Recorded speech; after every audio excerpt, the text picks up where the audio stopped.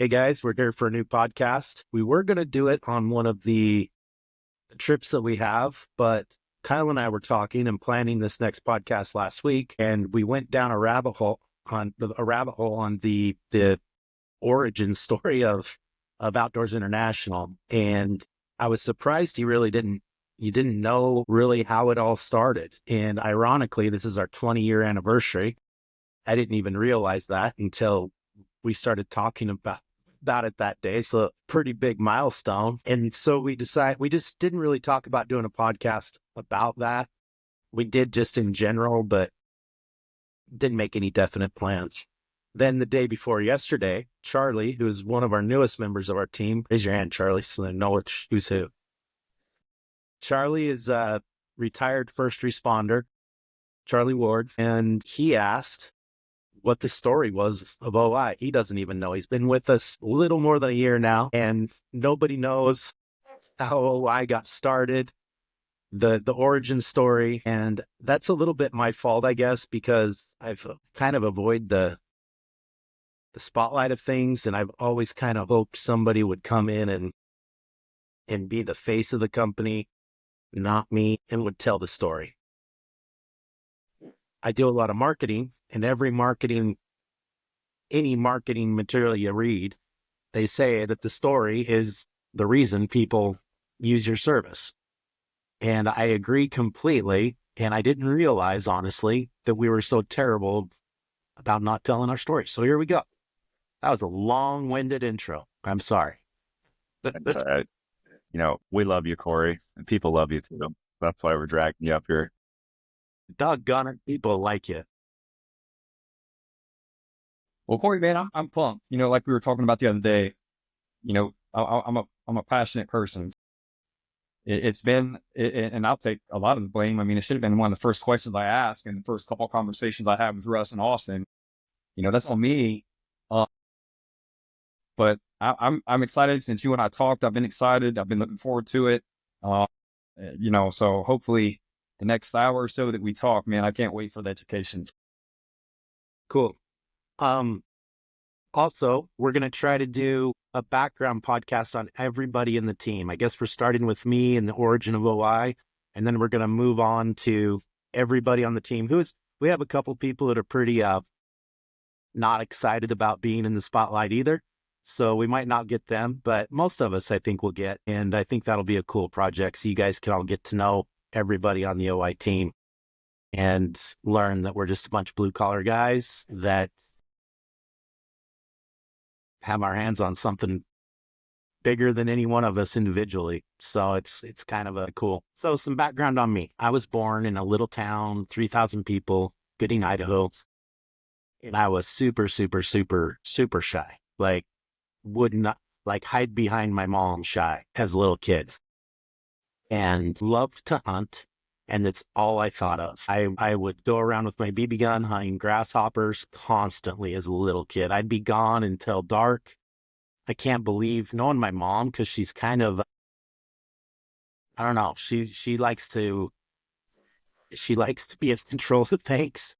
I'm surprised she gave me as much freedom as she did, because I was gone all day long when I didn't have chores and hunting grasshoppers or blackbirds or starlings or sparrows constantly. Little farming community. So we were way out in the country, not way out in the country, but we were far enough out in the country I could just roam at thousands of acres to just roam, canals, ponds, all kinds of stuff. I trapped. I was always catching skunks and badgers and rock chucks and everything. I liked to fish. My buddies and I would jump on our bikes and we would go to the reservoir and we'd go fishing, spend all day, come home after dark on our bikes. Really a pretty great childhood that way for a kid who loved the outdoors. As I grew up, what's that? This is Idaho, southern Idaho, kind of the deserty farm ground part of Idaho is where that was.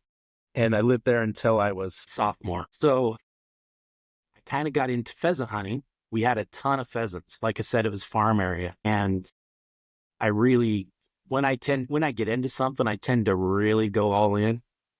So I got into pheasant hunting and I hunted birds every single day after school. And got so serious. There's no way that this would happen nowadays, but I would take my shotgun and give it to my bus driver in the morning. He'd hold on to my shotgun all day, and he lived out by me. And then after school, we'd drop off the bus, and then he and I'd go bird hunting. So it was pretty great. As he got older, he stopped driving bus, and he had Alzheimer's, but he still liked to hunt birds. And so then I would go pick him up once I got it. Well, actually, before I had a license, honestly, I'd go pick him up, and we would drive around and go hunt birds as he got older. So I loved bird hunting. I loved it. Probably my favorite thing, if I had to choose, is pheasant hunting. It's just watching the dog, walking the ditch banks. There's something about pheasant hunting that I just love. Unfortunately, we have hardly any birds left. I think it's because everything's turned into pivots. There's no winter cover. All the ditches are gone. All the fence rows are gone.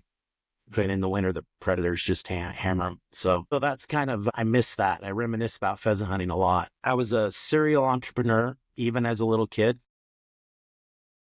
Raised my grandpas and both of my grandpas on each side, they supported me a ton. And I raised rabbits. I actually meat rabbits.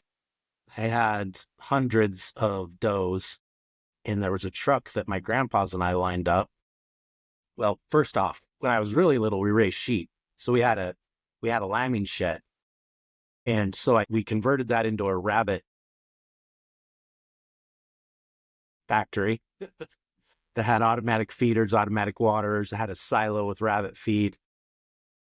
It was high tech. And then we turned the hay shed into just rows and rows and rows of rabbit pens. And that's where all the meat, the young ones that I was growing up to sell, that's where they were. And inside the lambing shed, that's where my breeding facility was.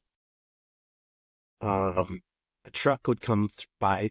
Rabbit meat was kind of a fad at the time. This is probably late 80s, super early, like right around 89, 88, probably. And a truck came from California every week and would buy like 400 rabbits from me every week. I literally probably made more money then as a kid in junior high than I do now. I was killing it raising rabbits. And so that kind of is because both of my grandpas, they kind of covered costs for me. So I really didn't have expenses. I only had income, which is pretty great. Had all the neighbor kids hired they worked for me. And it was a big operation. It was a factory. Got it. Rabbit factory. Yeah. Yeah. Wow. So I had that. I raised game birds because pheasant numbers started to decline and I wanted to have birds to hunt. So I started raising chukars and pheasants there towards the end, and I'd release those and go hunt them. Then when I was a sophomore, my dad was a lineman, and he got transferred to Salmon, Idaho, which is a mountain town up in central Idaho, just across the border, up by the Bitterroots, just across the border from Montana. Idaho, if you turn it sideways, looks like a pistol. It's right where the trigger is. So up there, surrounded by all that wilderness country, Kyle, that you've been in. I've driven through Salmon a couple times up there.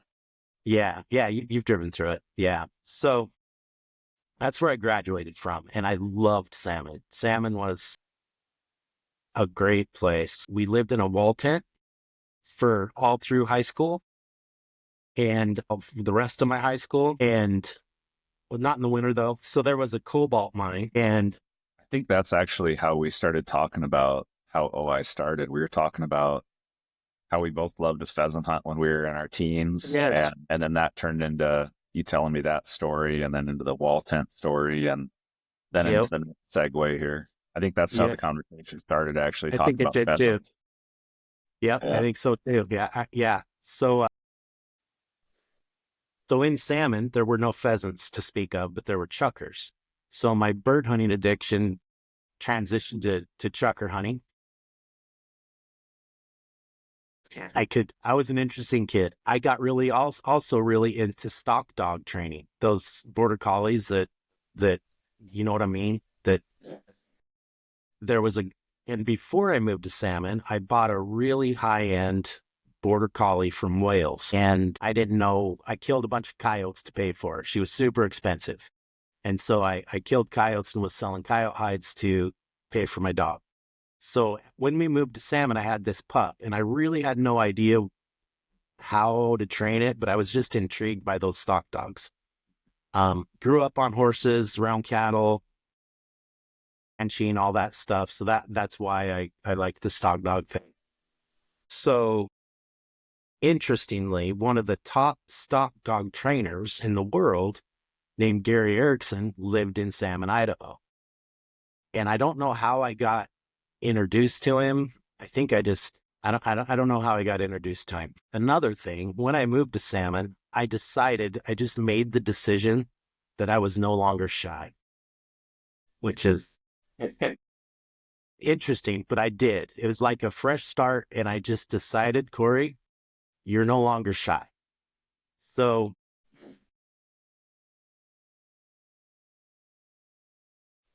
I went and I think I probably introduced myself to Gary, and I actually got a job for him training his dogs and him training me. So my dog I also high school rodeoed in salmon. So I did high school rodeo. I lived in a wall tent. Well, that's what I was telling. I was telling that I lived in a wall tent. Let me go back to that. There was a cobalt mine, and during the winter, there were no houses in town because all the miners had every rental rented. But in the winter, the mine would shut down. So we'd rent a house in town in the winter. During the summer, we had some friends that lived up in the mountains, and we put up a wall tent. Mom and dad had a fifth wheel. There was power there. And all summer long, I lived up in the mountains in a wall tent, and it was awesome. I was constantly bareback on my horse going, and I had huge piles of sheds everywhere that I would find all summer.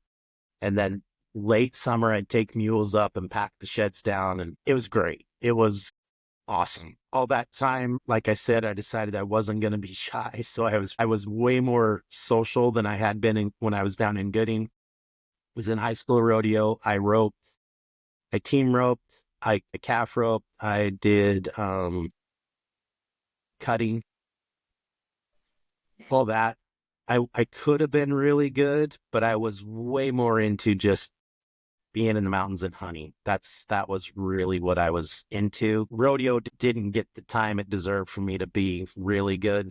So, but I could have been. I was kind of naturally talented, and probably some wasted opportunity there, but it is what it is. I don't regret it. The stock dog thing I took pretty seriously. I started raising stock dogs. I was training them. I sold some really high-end stock dogs, which was really cool. I went to the national competition in Alabama, got second at that. That's a little part of my life that I missed too. I really liked the stock dog thing. That was great. My best dog ended up getting hit or kicked from the head by a horse and got killed, and that was the last dog I ever had. She was so smart. I was working at the sale ring one year, and my dad had a black Cummins pickup with the old school, like the first Cummins pickups, the square, or the very first ones when Dodge came out with the new design. He had one of those. And I had a little two-wheel drive Ford Ranger that was red. Dad's pickup was black. And I was working at the stockyard, the sale ring, and I had my dog. She was awesome in there. And she would do all the work, basically, and I'd get paid. And after work one day, my dad was there, and she was used to jumping in each pickup. And I had never taught her this. And I'm standing around with a whole bunch of people. And I go, let's go home, Skeet. Her name was Skeeter. I go, let's go home. And she goes and she jumps in my pickup and in the back of it. And for some reason, I was taking Dad's pickup home that day, and he was taking mine. I can't remember why. And I go, no, the black one. I just kind of said, there were a whole bunch of people there. I said, no, the black one. She jumps out and runs down and finds the Dad's pickup and jumps in it. So she was just a brilliant dog. Super, super, super, super smart. A lot of fun. So anyway, she got kicked, lost her. I miss that dog a lot. I could tell a ton of stories about her. Anyway, that was high school. Graduated from high school. Hunters, elevate your trophy game with baby booners. Transform your prized hunting memories into detailed, small-scale replicas. From danglers to Euros, shoulder mounts to custom designs, Baby Booners crafts each piece with precision and care. Perfect for your home, office, or as a unique gift. Visit babybooners.com today and keep your biggest memories always within reach. Went to Arizona, or actually came down. My grandpa, he had cancer in Hagerman, Idaho, which is where I live now, which is pretty close, down in southern Idaho, but kind of in this little oasis area. Great spot. He had cancer, so I came down to take care of him, lived with my grandparents, went to small community college, had no idea what I wanted to do, hunted and fished every single day, flunked out of college basically, but had a blast, hunted every day or fished literally every single day. It's all I thought about. I didn't have any idea what I wanted to do. I thought I wanted to be a vet. Hated computers, like with a passion. That's all right. Which is fun. Yeah, it's still true. Well, actually, that is still true. I just am stuck with one, chained to one every day, but it's still true. So anyway, went to school to be a graphic designer. Went to Tempe, Arizona. Got done with that. While I was there, really got in with the hunting community in Arizona and hunted Arizona every weekend at least. Really, really, really enjoyed Arizona. It's a very cool state. Yeah. I got to tag along on a whole bunch of really top end elk and deer hunts. Hunted javelina. I got married while I was up there, and my wife drew on the Arizona Strip. The late hunt, the good hunt. That's a story in itself, but she killed a monster, 200 plus inch, just laid it on some buck. Super cool deer. She drew the first time that she ever put in for it. Go figure. Yeah. So I was in Arizona for 18 months, came back, got a job with I really liked web development. So got a job with a little ISP down here who did little websites. I had no idea. I knew how to design a website. I had no idea how to upload a website to the internet. Was on dial-up. Started doing websites for people. Created a web development business that was super successful. Had my own servers. And grew that for the next couple of years. At the same time I was doing that, I was guiding elk and mule deer hunters. I was a kind of a partner in a pheasant preserve, like a bird hunting preserve. We had two of them that were pretty close to us here that had members. So between April and August, August, what's that? What years? We're like 01 to 05. Early 2000s. Yeah. Yep. So I was running those two bird preserves. I had a fleet of 12 pointers, raised pheasants, raised chuckers, was operating wild pheasant hunts in South Dakota, was guiding and then earning sweat equity into an outfitting business here in Idaho. We were the biggest land-based outfitter in the state. We hunted in a whole bunch of different areas: elk, mule deer, black bear, mountain lion, summer pack trip, sheep hunts up in the Frank, mountain goat hunts, all of that. Some fishing stuff. I hated guiding fishermen, hated it. It would bore me out of my mind. So I didn't like to guide the fishermen very much, but we did offer those and we had other guides. But what I really, really liked was guiding sheep hunters. That was great because I could get on, I'd have my horse, the hunter's horse, two mules, just kind of a Spartan camp. I'd pick them up at the airstrip. It was in the wilderness. I'd pick them up at the airstrip and then we'd just go hunting. And I love that. That was very cool. I was right in the time where they introduced the wolves. Actually, I was after when they introduced the wolves in Idaho. I think they did that in 95. But right about the time that I was guiding, the impact of the wolves was starting to be felt. And in our areas, we also fed elk.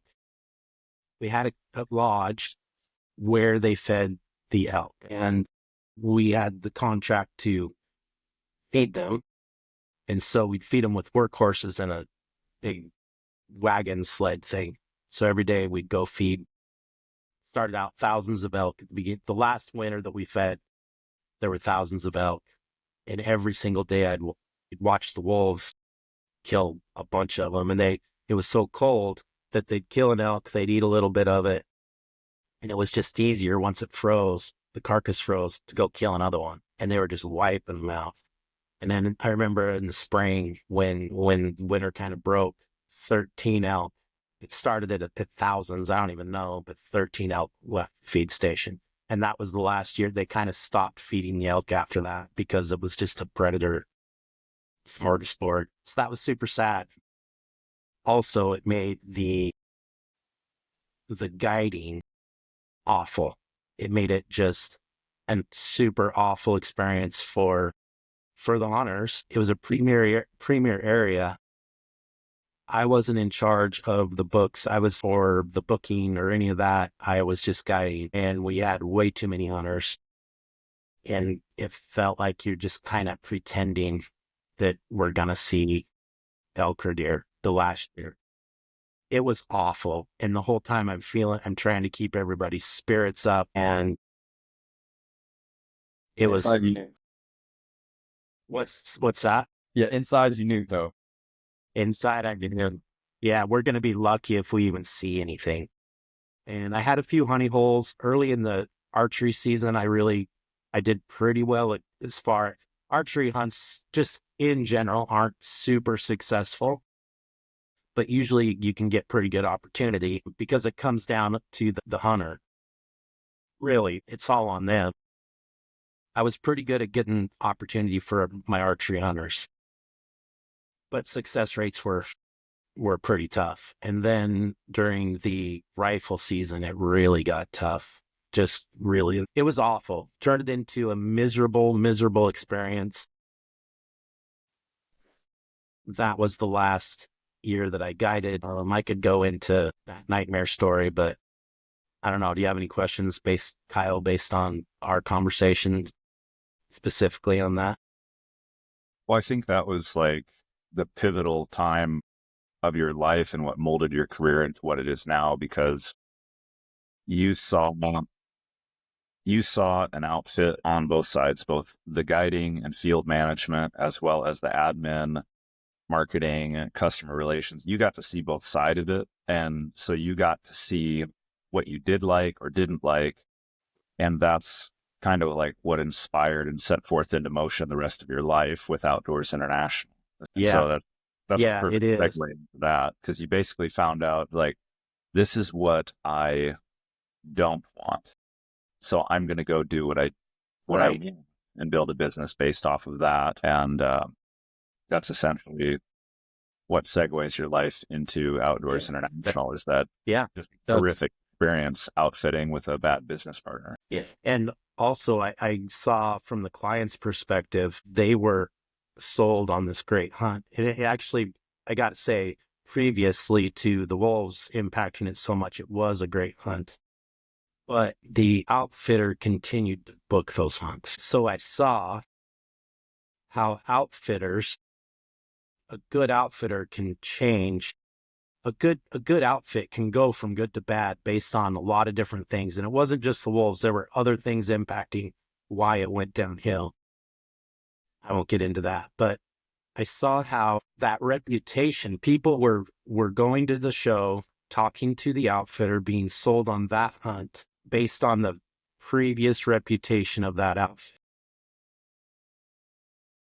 And we're getting taken advantage of, in my opinion. Now, I put myself in the outfitter's shoes. That was his business. He's got to keep it going. I understand. It's a hard spot to be in, but I hated it.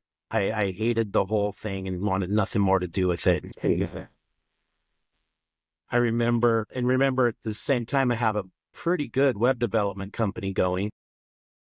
Also, at the same time, I have 3 young kids. This is right around 2005. I had 2 kids at this time, young little babies, and I was gone constantly. I would fly into the wilderness in August to clear trail, and I wouldn't come out until November 18th.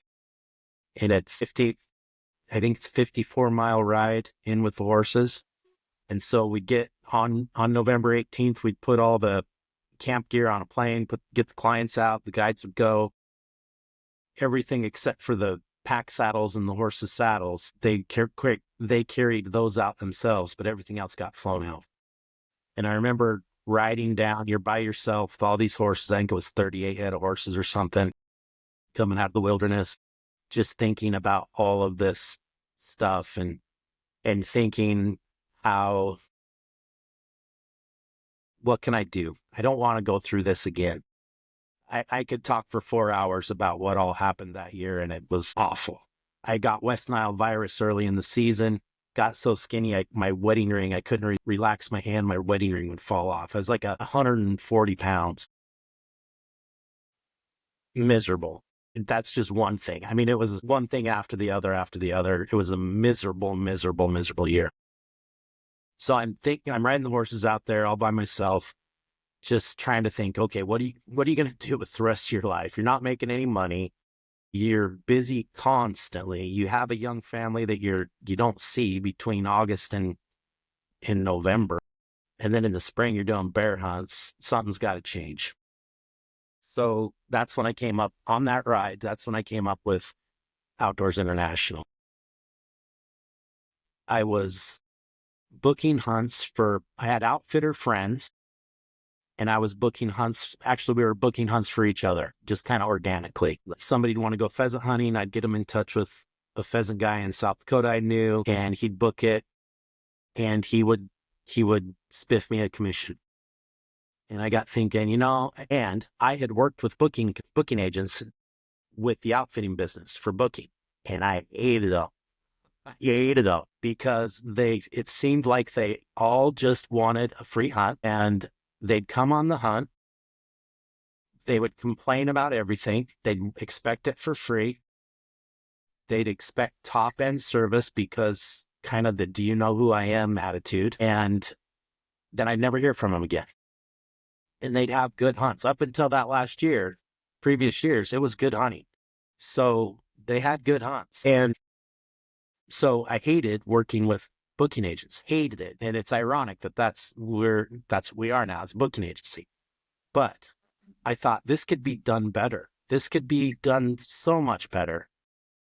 And so what OI started as, OI, the acronym for Outdoors International, it started as a booking agency. And my intent was outfitters to book for each other. And because I had a list and hunters and good hunters, I know other outfitters who are good, honest operators, good operators that I felt good about sending my hunters to. And I would send them. They had no problem paying me a commission.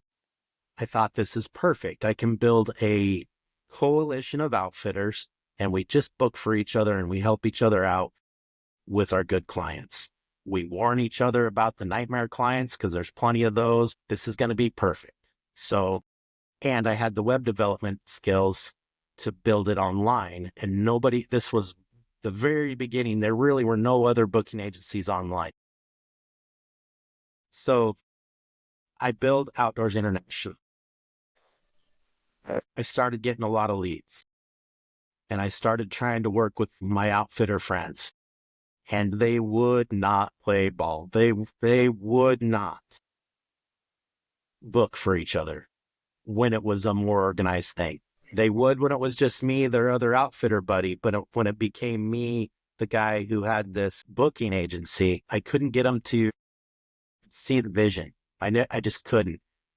On top of that, I was 20 some years old too. So I was just a young punk, this newfangled internet thing. There were it was a new idea in a lot of ways with a kid that they probably thought was just a kid, dumb kid. I get that. But, that didn't change the fact that I started getting a ton of leads, and they still didn't mind me booking their hunts for them, the outfitters. They just weren't going to book for anybody else. They weren't going to do that. So I started getting a ton of leads. I had a web development business going pretty well, so I didn't have a bunch of time. I was still running the bird preserve. I was still operating in South Dakota. Still had a young family. I was busy. So I would cherry pick the leads. I wouldn't work with anybody unless they were willing to just communicate via email only, which was a pretty tall ask, especially back then. And on top of that, I would only spend time on like the brown bear hunts or the hunts that I could make some money on. And it's bad to say because a lot of those leads just went unanswered. I would send them all an email, but if they didn't respond to the email and want to respond that way and expected a phone call, they just weren't. I didn't have. So I knew I had something though. I knew I had something that had some potential. When I say a lot of leads, I mean, it was like 40, 50, 60 a day. Just crazy. Yeah. And good. Yeah, it was crazy. So I had met a couple years earlier a guy at an archery shoot who was selling water filter bottles. And I'm not going to mention any names. And this guy was an amazing salesperson. Like I had never met anybody like that had the skills that he has. I mean, just an incredibly gifted salesperson, more like a pitch man, like the ShamWow guy. Do you know who that is? He made a pitch for his water bottle, and it kind of felt like that ShamWow guy, except it wasn't cheesy and the water bottle really worked, but he created pitches for things. And I said at that archery shoot, I said to myself, someday I'm going to have that guy working for me. So, and he was a hunter. So once I got to the point where I'm having all these leads, I know I have something big. At that time, I'm going through a divorce. And this is all kind of fuzzy. I don't have my timeline super straight because for some reason, I don't remember the stressful parts of my life very well. I don't know why that is. It's like my brain just blocks that out. I might have my timeline a little bit wrong on this, but I'm just going to tell it how I remember it. So I knew I had something. I call this guy. He is a decent sized ego. So I don't want to badmouth him at all because he's skilled and talented. I'm just trying to tell the truth. He has a decent sized ego. And I came to him and I said, hey, I think that I have something that you could sell and you could make a lot of money. I need a salesperson to kind of take over that end of it. At the same time, I'm going through a divorce. I have 3 young kids. The youngest one is 3 years old. My little girl is 3 years old. I'm a mess. Everything's fallen apart. Everything. My web development business, my server got hacked, and I had like 300 clients that were hosting on my server. All of their sites were down. So I'm losing that business. I'm no longer guiding. I got fed up with that. I'm no longer guiding at all in any way. And so really I had to save my web development business, and I had to figure something out with OI. How do I make this work? So I went to him, said, I think I have something here. I'd like you to take a look at it. Like I said, he had a pretty big ego. He kind of puffed up and said, well, I can come in for a month for like $5,000 and consult and look at the leads and give you a consultation. And I already know to tell you if I have anything or not, And I'm like, I already know that I have something, and I'm not going to pay you to consult to tell me that I have something because I know what I have already. It's the phone. I talk him into just taking a commission on what he does sell for a month. He didn't want to do anything more than a month. Now, keep in mind, in the background, my life is exploding. I'm in desperation mode, trying to just save whatever I can, fighting for custody, going through a divorce, fighting to save my web development business, getting hammered by those clients because their sites are down, understandably getting hammered, trying to fix those, but it's just me. So I don't have time to fix one a day.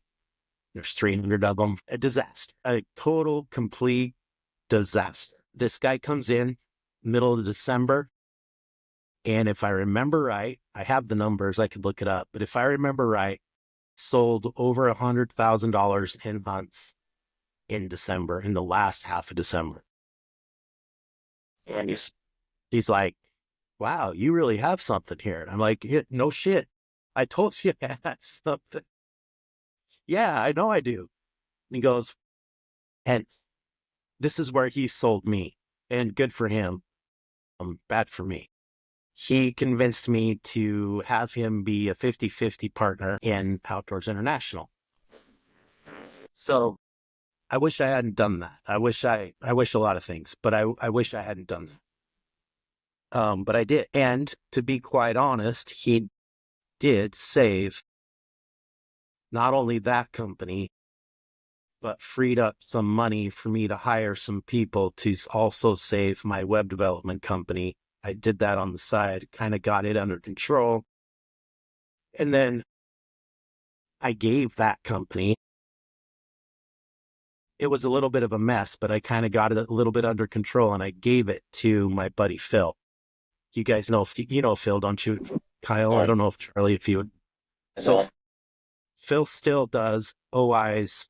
For lack of a better term, he's our CTO, our Chief Technical Officer. The high-end technical stuff that I don't know how to handle on the website, server stuff, Phil handles it.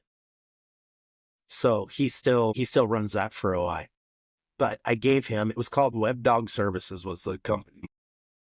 And actually at that time I turned it into Insight Media, and it's still Insight Media, and he's running that. He's done a great job. He's turned it into a really, really successful company now, which is awesome. But I gave it to him. I got it kind of fixed back up and said, Phil, you can have it. Thank you for helping me. Good luck. Help me out when I need it. And he has. He's been awesome. The other guy and I are now partners in OI. He helped save OI. He helped develop the system that we have now. We moved away from what I envisioned outfitters working together and moved towards just more of a traditional booking agency model. However, I feel our core values are, I had some core values that I felt strongly about based on my experience with booking agents. I didn't want to just go around asking for free hunts. That's not. I can Are hear you you. guys there still? I got you. Yep. Okay. Call Phil. Yeah, call Phil. But no kidding. Yeah. I didn't want to fall into the trap of going on free hunts, making it all about free hunts. And it's an easy trap to fall into because you kind of have to go vet the outfitter, and you can't afford to go vet them all without a little bit of help from the outfitter. And if when you vet the outfitter, it's not a hunt you feel good about sending our clients on, then if you got the trip for free, you feel bad because we're not booking for you, you know? So it's a tough, as I got into it, I understood a little better where some of them were coming from, and I probably judged them a little harshly, but we still do have that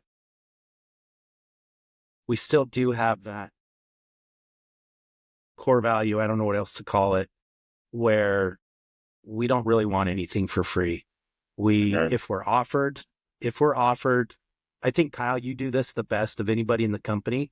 Why don't you explain how you vet trips? Because I think you have set the standard that I always envisioned, and I don't go vet as many as you do. So explain how we do that. Absolutely. So the simplest explanation or simplest way that I look at it is, when I go on a trip, am I going for me or am I going for business? And if it's for business and vetting a trip, then I need to have a very upfront conversation with the outfitter or trip provider to see, okay, what makes sense for both of us. And if I'm going to vet a trip, my primary focus is not me going there to kill an animal. It's not. It's to see their services, understand it from their side, and their point of view, and then just go there and see operations start to finish. I don't need to hunt for that. So generally speaking, what I will do, which also keeps my overhead low and fair, is I will go as a non-hunting guest. And so then I cover my travel costs, I cover a day rate to be there, and it makes sense for the outfitter to have me there as a non-hunting guest, and they can kind of meet me in the middle on that and maybe cover some food or some other form of cost. So that way we're both, equally committed in that future relationship. And it's also not a huge expenditure for me as the consultant, paying several thousands or tens of thousands of dollars just to go give it the thumbs up or thumbs down, right? I mean, let's be honest, everyone has a budget. We're all regular people. We're all trying to just make this work all the time, like anybody else. So if I'm going to go check out a new outfit, I'm going to figure out, okay, what's the most affordable way for me to do that? Because this is a business expense. And I'm very upfront with the outfitter what my expenses will be to be there. And if they can offer anything like, well, I won't charge you accommodation, I'll just make room for you that week, whatever, but I need you to get yourself here, tip my staff, stuff like that. But ultimately, the approach to it, to build a good relationship with an outfitter, because that's our end goal. We want a long-term relationship with the trip provider, not a short. Is to never ask for anything. And, it's just, everything gets off on the wrong foot if you just say, well, I need you to donate a hunt for me to show up. It's like, that just never worked. It has not worked one time. I mean, so it's just equal commitment. Yeah, we look at it as more as of a partnership with our best outfitters that I guess I don't think all of them really appreciate us. They probably are in the camp that I was in when I was an outfitter. They just don't like booking agents. But most of our outfitters, I think, do. And it becomes more of a partnership. And when they succeed, we succeed, and vice versa. Exactly. And also, I feel that our outfitters really appreciate our commitment to their outfitting companies, because when an outfitter approaches us to work with them, we don't just automatically load them on the site. Obviously, we have a long list of standards and expectations that are a two-way street. We're very upfront about that. And honestly, most outfitters that approach us, we end up not having a place for them because, there has to be a demand in the market. There has to be a lot of business credentials that align with ours in order for it to work. And when all of those things align, that's when I personally can justify spending a few $1,000s to go drive there and spend a week there with them, or take a client there, which that's another thing too. Sometimes what we will do to make it worth an outfitter's time is, let's say if we're going to do a hosted trip where, let's say I bring 10 clients, and then that makes sense for an outfitter to forego a daily rate for me to be there. And which in that case, I get to build relations with not only the outfitter, but also my clients, and get to know the guides and all that stuff. And once again, that's one of those scenarios where it's business first. I'm not there to hunt for myself. I'm there to assist my clients to hunt, not guide them, but assist them and get to know the outfitter better. So there's a lot of different ways that we do it, but ultimately we prioritize the relationship with the outfitter first. And outfitters see that commitment, and they really appreciate that value that we can offer them, versus just adding them to a catalog that you can add to your cart and buy now on a website without any, personal relations. So some of my best friends in the world right now are outfitters, and they really appreciate what we do and how we approach things.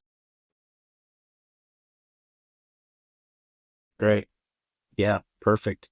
Here's our outfitter agreement form that shows our mission statement, our core values.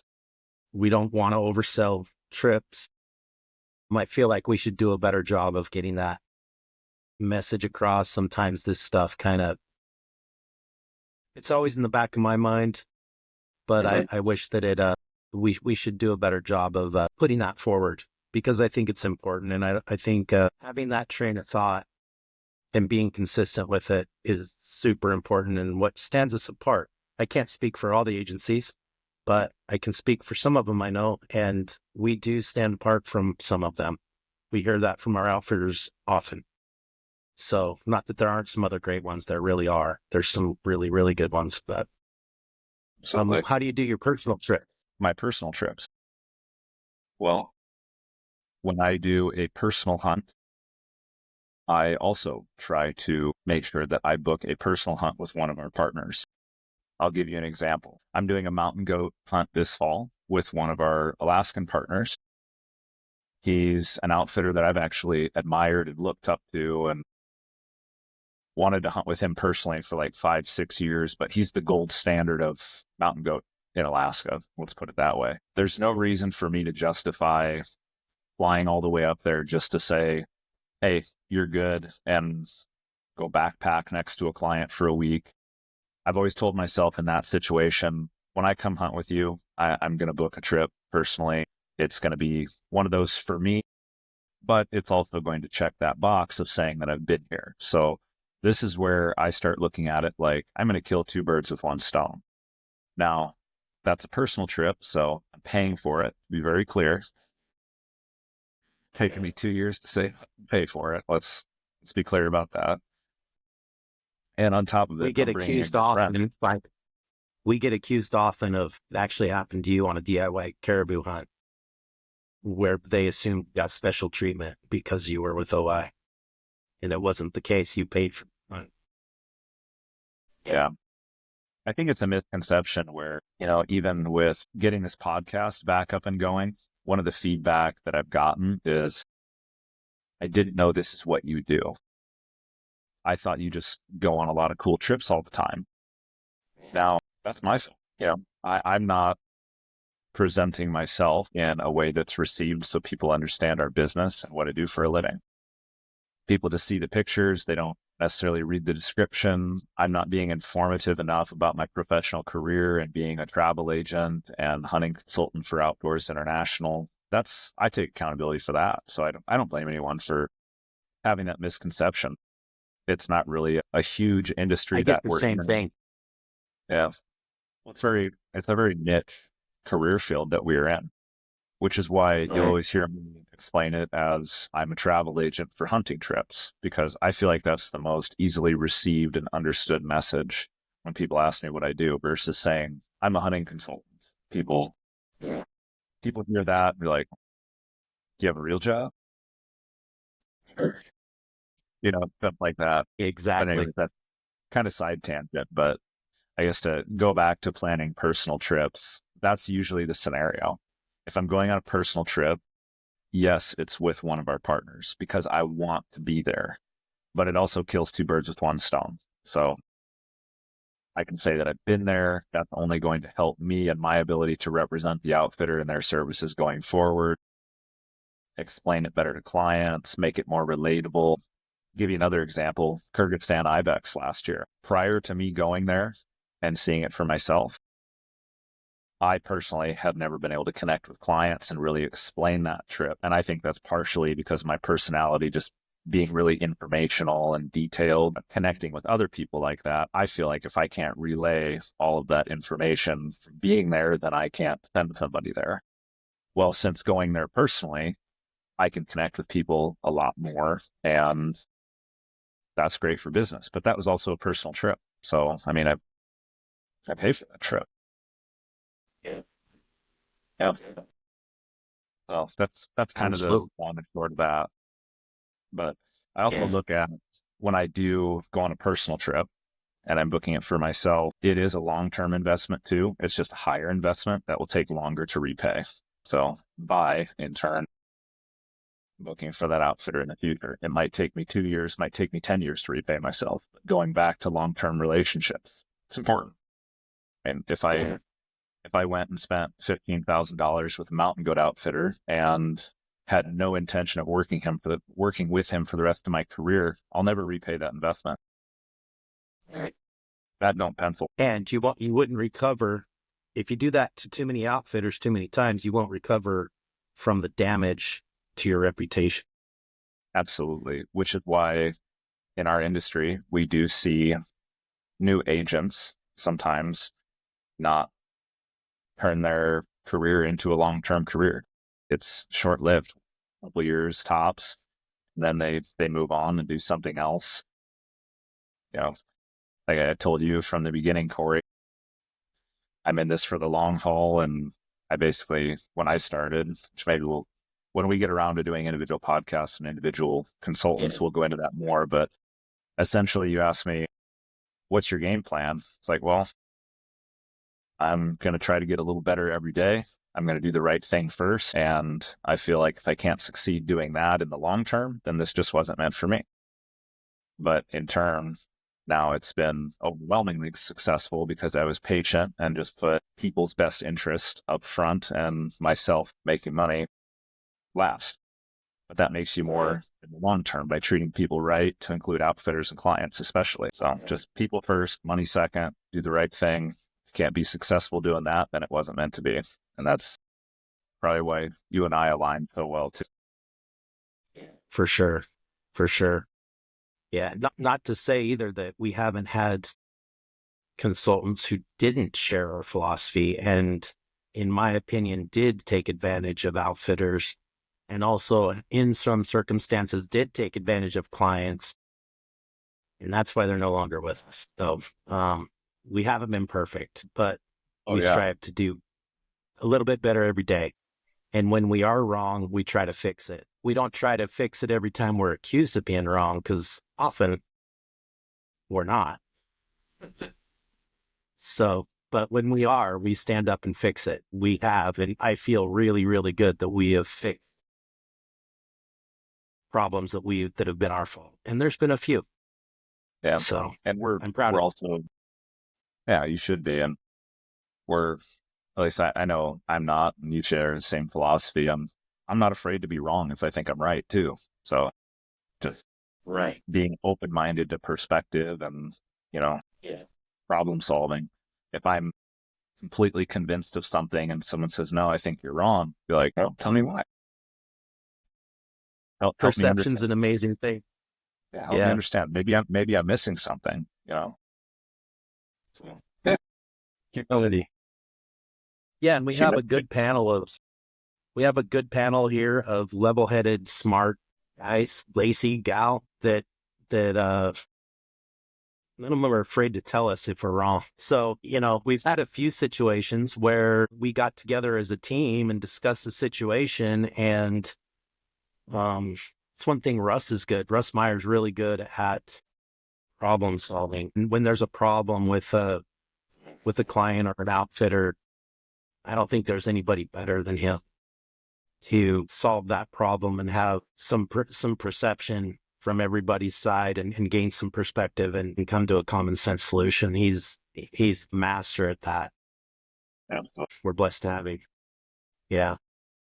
And I should point out too that, fortunately, we don't have that many problems. But the reason that we discuss problems is because one problem takes longer to resolve than receiving 100 good reports. Yeah. It's not a good business model to have a lot of problems. It's all consuming to try and fix something if something doesn't go right. And, we have standards and expectations of the people that we work with, our fellow consultants and our outfitters, for a reason. The business would not have been thriving for 20 years if we had too many problems. Just more problems to handle them and resolve them and make sure everyone's happy at the end. It's time consuming. I spent whole weeks on just minor miscommunication issues before that could have maybe taken a 30-second conversation, but take days and weeks, just to solve something simple. It's all consuming, and we don't want it. So, and on the other hand, it is understandable. You pay tens of thousands of dollars to go on the hunt of your lifetime, and it doesn't go how you expected. Often nobody's fault. That's hunting. You're not going to be happy, and different personalities react in different ways when that happens. Absolutely. And I think a lot of that is due to people's experience as a hunter.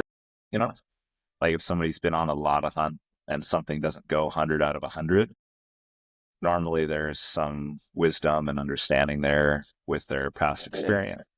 But if somebody goes on one hunt in their life and expects it to be 100 out of 100. Well, fortunately, no hunt is perfect, and there's a lot of things we can't control, but that's why we focus on controllables other than weather, animal, those kind of things. But fortunately, I think most people are reasonable and understanding. And if there's ever something that doesn't go perfect, we just talk about it, so Yeah. which is why we And follow. like you said, we don't have many problems, like you said, and that's great. But yeah, sometimes it feels like when you're embroiled in one, like, why am I doing this? Because it, like you said, it takes weeks, months sometimes to resolve this little thing. And yeah, but it's not little to the person that has the problem either. Yeah, for sure.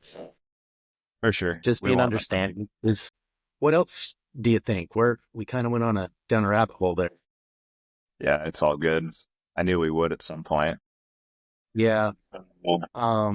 We lost Outdoor Charlie and too. that. I don't know where you went. You don't have me?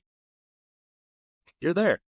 Yeah, I just don't see. my phone cut out there, bud. I don't know. It dropped it. I joined back up. I don't see Kyle, but I can see Cory. Interesting. I can't I don't see see Charlie. Neither can I. You can't That's see all me? right. Uh-uh. I'm here. Okay. All right. Good. Charlie's it's Back in to the back podcast room. and continuous improvement, by the way. We're trying to get a little better with each one, and we're still working on Yes. that. I feel we like did it- maybe my camera's better this time. I think. I feel like it is. Yeah, we fixed the Your major camera- audio you- issue. Yeah. Okay. So back to the genesis of OI. I had this partner. Also, I think in 2010-ish, maybe 2008. Can't remember when Russ came on. Russ came on as a consultant first and then as a partner, and we made the decision to buy the first partner out. It was a little contentious at the time. It is what it is. It's business. There you are, Charlie. I see you now. The benefits it no longer made sense. And speaking of problems, the problems were starting to stack up and the fires were starting all over, and the source of the fires was pretty obvious. And so we had to make some decisions. Anyway, which brings us to the current where OI is right now. We have, how many consultants do we have, Kyle? I would still call us a garage band, less than 10. Yeah. Some seasonal, some full-time. Some of our guys have other careers still. A couple of us are full-time senior consultants, and a few guys still guiding or doing something else seasonally, and then work with us throughout the busy season full-time and then part-time the rest of the year. But I'd still call it a garage band. Yeah, I would too, actually. Yeah. 3 of us are fishing only for the most part. Rich does some turkey hunts. He's a big turkey hunter. Lacey and Scott are fishing only, with Lacey being the lead on the fishing side. She's super talented, been to a lot. Has a ton of experience around the world fishing.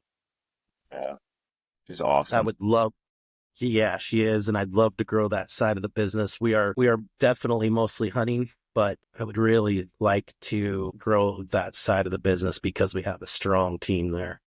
And we have it's really good outfitters too. Solid outfitters. So Absolutely. that's kind of been a focus. My focus this year has been to grow that. Also the kind of ecotourism, the adventure travel stuff. We get a fair amount of interest in that, and we are in the process of bringing on some Alaska lodges that are going to offer some really cool packages where you can jump from lodge to lodge and do bike riding or snowboarding or watch the northern lights up on a big platform with wine and a fancy dinner, and then jump in a helicopter and fly to a lake or a stream and fish for salmon. That's going to be very cool. A motorcycle ride, trails, side-by-side trails, a whole suite of things for a summer vacation in Alaska, or a winter vacation, actually, snow machining and all that, with a bunch of lodges that are close together where you can go from lodge to lodge and bounce and do the things that lodge specializes in. Lacey's actually helping set that up right now, and that'll be a pretty cool offering when we get it done, and different than just hunting. I think everybody, even when I speak about it, this whole podcast, we've only been talking about hunting, but we do so much more. But we're all hunters first, for the three of us are. For sure. Charlie, do you have any questions for me on? So do we want to talk about kind of not in depth day to day, but I think when I started anyway, and I'm kind of the youngest, person on the team, I had a completely different perception of day to day, what a consultant does, what happens. And oh my God. What was your perception first? Tell us what your perception was first, and we'll go from there. Expect easy. And Russ and Austin were very clear in our initial conversations. It's not going to be. I was a hunter and I was a fisherman, and I actually probably we can talk about it when we do the one-on-one, but I very much parallel your upbringing and how things went for you, minus the Walton. I did live in Walton, but I thought, yeah, I can talk to people about hunting, but when you get into, a lead, you're talking one personality is every lead, and every one of those leads is different. It may say the same thing on paper, but the personality that you end up talking to is completely different and has different questions and stuff that I, in a million years, would not have considered until now. So, when I'm bouncing stuff off of Kyle, so I lean on him a lot, it is work. And, how many leads do we go through before somebody is like, this is the hunt I want, and things match up perfect and we book a hunt? But there's all this work, hours and hours and hours of work put into, 15, 20, 30 other people trying to match them with a great hunt or a great fishing trip or outdoor experience that, for whatever reason, it doesn't pan out. Outfitters are booked out for 2 years, so we don't have availability. Hunt would have been great, but we can't put them with outfitter because they want to go next year, or they want to do Wyoming, but they haven't been buying preference points. And for whatever reason, they're set on a Wyoming hunt, which is great. But now, we're years out before they can do what they want to do. Or, the next thing and the next thing and the next, there's just so many reasons why it doesn't pan out. But that's work. That's hours of time that ultimately, this is a business first and foremost, and businesses continue growing with income. And so, our income comes from outfitters, from booking hunts with outfitters or fishing guides or, outdoor, adventure partners. And when we're not doing that, the business isn't making money, but we're still, it's still time out the door as an individual consultant, right? That, for me as a new guy, holy smokes, last year has been a real kick in it's been a learning curve. Yeah, it's not all fun and games like people think it is. I mean, there's some fun and games for sure. I mean, maybe not you yet, but Kyle and I live a pretty cool lifestyle. Yeah. We really do. Yeah. And you'll get there. I know you will, but it wasn't easy for Kyle. It wasn't easy for me. It was 10 years of not making a dime on it. Literally, I didn't make a dime on Outdoors International, and I worked on it every day, at least 4 to 8 hours a day for a decade before it made a dime. The listeners need to let that sink in. This business and the folks that work here, it's a ton of hours behind the scenes that aren't being compensated for on both sides, for the clients and the outfitters. And Kyle explains it well. The outfitters, sometimes we get taken for granted by the outfitting business because they don't look, I'm working for you. I'm trying to help set clients up that want to go on a good hunt that you can provide, that you wouldn't have a connection with otherwise. And sometimes that gets missed. And so hopefully some of the listeners are the folks that we either work with now or will in the future. And we work. I mean, it's work, and it's real easy to get behind. And when you're trying to catch up, I'm kind of in that place right now. I've got a lot of catch up I need to do over the next few days.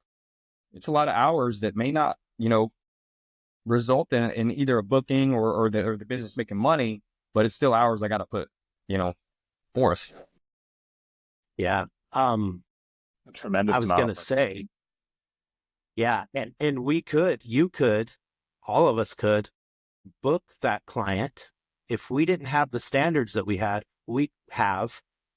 book that client with a unvetted, and hope that he's good outfitter or a substandard outfitter that does have inventory, we could do that and we could make money, more money than we do.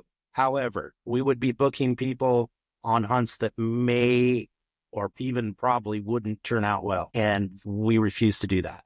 Yeah. So we're in 2004, right? That last season you got Idaho. And exactly. We would be repeating. Yeah. Yeah.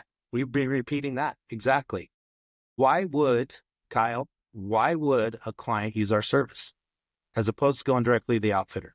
And why don't we mention the names of the outfitters?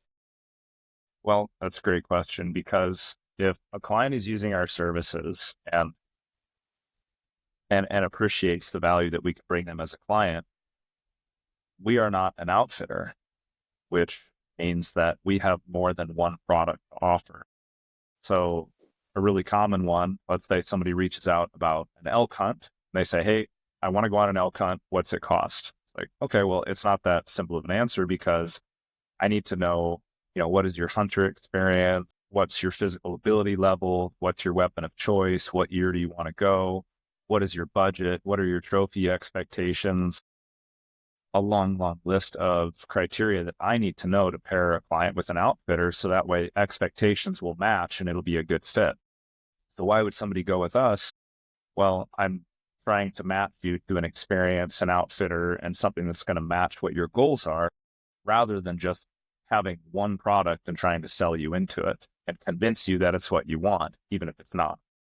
So that's the art form of what we do, essentially, is being able to match the client to the outfitter and their service. It's such a long list of credentials, and not all of it is straight black and white, yes or no answer. Some of it's by feel too. After I've spoken to somebody for a half hour or an hour, I can tell, hey, you know what? I think you're really going to get along with my good friend and in Colorado or what have you. I can tell you guys are going to hit it off really well. It's going to be great, any number of things. So that's also the value we bring to outfitters too, that we try to look out the outfitter's best interests with the client's best interests and make sure that people are going with the right people. And so that's why, we're in the middle of the service that we provide. Clients value our time and our services. Outfitters value our time and our services as a result of that. And much like you said, we could make a lot more money than we do if it was putting the dollar before people's best interests, but we don't. One, that's not the right thing to do. And I'll repeat that. One, it's not the right thing to do. Secondly, going back to problems take a lot of time. Yes. We would not be a successful business if we did nothing but create problems, I promise. That's true. I've been there before. I've had guys who worked for us as consultants who every single booking was a problem, and they were making money, but the company wasn't making any monies on their bookings because I was constantly stomping out their fires. They're also no longer with us.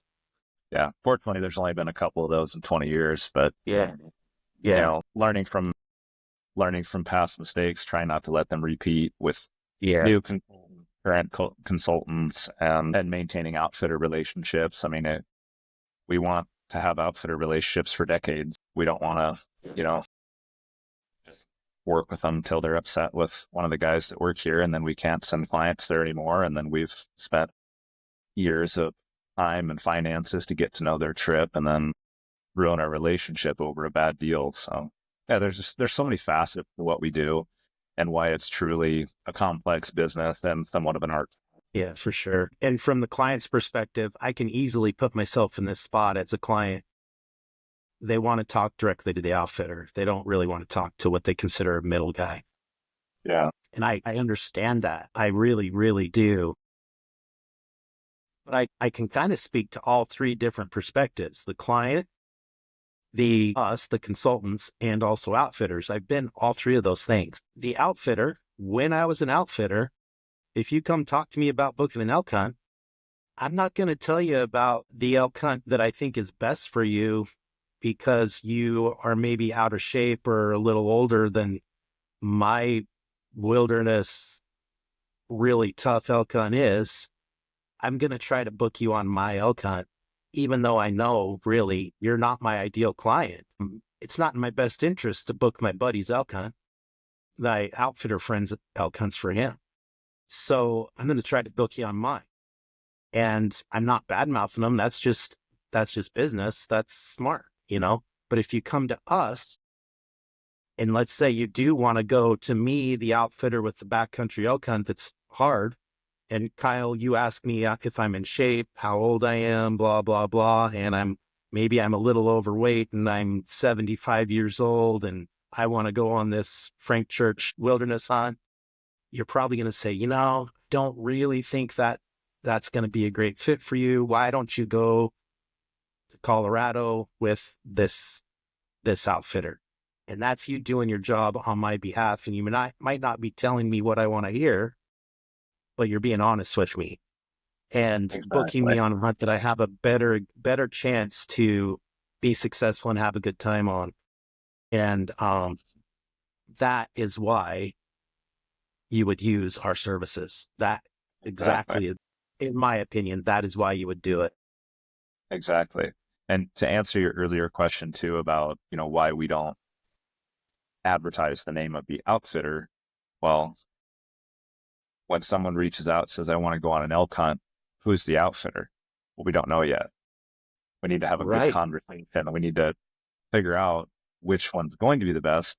And once we get to a certain point in the conversation, I can tell you, okay, based on what we're talking here, it's going to be this operation here, or this operation here, due to any number of criteria. And there's so many facets of that, even down to tag acquisition and everything down to your schedule 2 years from now, only being able to go in this 10-day period, not having preference points, this physical ability level, this budget, this group size, this weapon, it's like a flow chart of decision making for us to try to navigate through all the roots of it and narrow it down to the outfitter, which is why we can't just answer who's the outfitter. Well, one of about 70, that's what the answer is. Right. And that's when we narrow it down for you. And, if I just shotgunned every single client with 70 elk outfitters and each one of their 10 options, we're not going to get anywhere, which is why you consult with the experts, which I'm not saying I'm the expert. I just try to be, right? I'm always open to at this point, you can confidently say you are. Well, you'll get better every day. So, hope that answers the question a little better. No, I think it did. Charlie, do you think? Just to qualify a little further, ultimately, and maybe folks should know, there is a point where the conversation with the outfitter that's chosen happens. Yes. You're not going up to, 2 days before the hunt, before you know who it is you're going to hunt. Like, the connection does happen. It's not the first thing that happens or the second thing that happens, right? So, I 7 out of 10 things that happen. It's like the 7th or 8th or like 10th, or it happens at some point. But, once we know who it is that we're going to send them with, we make sure that they understand and know that before you are submitting a deposit, who the trip provider is, where you're going, everything. Like, it's all part of the process and what we do. And we have a process, and once people book a few trips with us, you see, okay, I understand the program, the process. I know what to expect. This is how it works. I have faith in it. It delivers on what it says. I know who I'm going with, all the above, right? But you're absolutely right. And, sometimes things happen out of order. Sometimes a client, once we get to, hey, I think this is the best option for you, they say, hey, well, do you mind if I speak with the outfitter just, to get to know who I'm going with before I, submit a deposit or a reference? Yeah. Ask the questions, and if we're serious, then we have no problem setting that up. If it's somebody that wants to talk to, 10 different outfitters and get back to us in a year, that's not really a good use of anyone's time, to be upfront too. But if somebody's serious about wanting to plan a trip with us and they want to talk to who they're going to be hunting with, hell yeah, I do too. So, we're pretty transparent. And the question separate too was because I just in my short time, I've had a number of these conversations where, the client was, they'll flat out say, hey, I'm shopping around, I'm checking out a couple of different outfitters. I've got some people in mind. I'd like to know who it is you would put me with so I can kind of add them to the list. Well, okay. One, we haven't decided who that is yet, as Kyle explained. Two, outfitters' time is limited. I mean, they're booking hunts. They've got other agencies they may be working with. They're working with us, and there's a number of us that might be calling them for availability once we get serious clients that are ready to book. So I'm not just going to release that information that's taken you guys all these years to build a relationship up to, and then this person start hounding the outfitter and tying up their time. It's just not. It's not a good look for our organization, and it's not a good use of anybody's time. And that's kind of what Kyle was leading to, I think. Not efficient, and it's not professional for us to do so. Yeah, we're in a complicated business, and it's hard to please everybody for sure. But we try our best. Totally. Well, based on What that, else, guys? I don't think I have any more questions for you, Cory. I always love hearing about your background and, you and your dad and growing up in Idaho. And it's always fun to hear those stories. I love those old stories. Yeah, I could actually do a podcast. I have a couple stories that could be podcasts on their own from guiding in the Middle Fork that are just, I don't even like when I'm in like at a party or something and I start telling stories. I'll tell like two of them and it reminds me of another one and I'll start telling them. I'm like, I got to stop because these people are going to think I'm lying because it's all crazy. Crazy things happen with horses and guides and the wilderness. Well, I got to tell you, man, so I'll be out your way, and I think we've talked about it for a bear hunt in May. So I am right now trying to build in a day to stop by and hang out. So during that, hopefully there's a sip of whiskey, and I want to hear that pack out, that last one. I mean, I've had a very experience, and I mean, I can almost recite the night that this experience, the things that happened during the night that led me to a decision to do something. And that's awesome. Pride for you. I want to hear the details. So in May, hopefully I get. Well, should we tell our stories? I mean, do you guys have time? It's a good story. I might share mine. Okay. All right. Sounds good. Yep. I have another appointment starting here short. I do have another appointment starting shortly. So all right. I might jump off here and let you guys keep going if you want to keep going though. That's good. I have plenty to do too. I'm behind. I think we all are. Yeah. All right, guys. Appreciate it. Hopefully that wasn't boring. I don't know. I think it's important for people to know. Worst case scenario, our team listens to it and takes something away if they don't. Because I didn't know, man. I'm now. It means something to me. Like I don't buy in. I don't know if that's the right word, but it gives me buy-in. Like I'm part of an organization. Here's the origin. Here's how things start. The guys that are with us and girl that are with us. Oh, this is background. This is how it started. Yeah. Awesome. Okay. Well, I think that's good enough. Thank you, guys. Thanks, man. Cory. Okay. Take care. See you next time. Yes. Cheers.